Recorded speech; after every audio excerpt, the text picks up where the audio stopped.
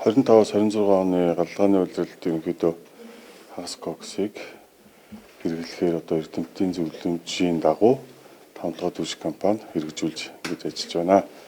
За ерөнхийдөө бидний хүлээж ирсэн үр дүн бол одоо түвшинд үр дүнг 50 орчим хувиар бууруулна. За нийслэлийн агарын чанарт бол 27-оос 28% үр дүн үзүүлнэ гэсэн.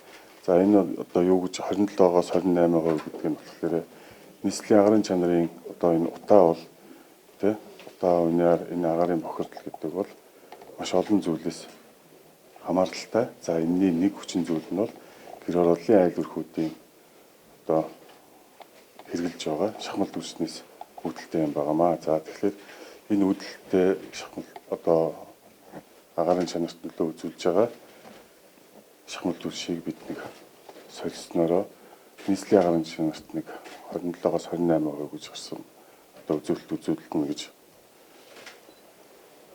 тооцоолсон. За 12 сарын 1-ээс 21-ний хоорондох хугацаанд бол тооцоолоод үзэх юм бол 23-аас 24% үр дүн гарчаад байна гэсэн.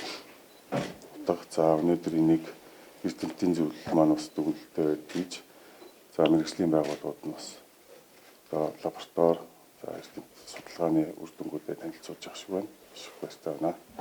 Нийлүүлэлтийн тухайд яаж нийлүүлж байна? За өнгөрсөн намар бол бас төлөж тасалдсан юм бас бол гараад ирсэн шүү дээ. За нийлүүлэлтийн хувьд бол одоо хэвэн явж байгаа бид яг төлөвлөснөөрөө за нийслэлийн гэр орооллын иргэдэд одоо борлуулах тоо хэмжээгээр за нөөц бол бас хангалттай явж байгаа энэ тал дээр бол санаа зовж байна.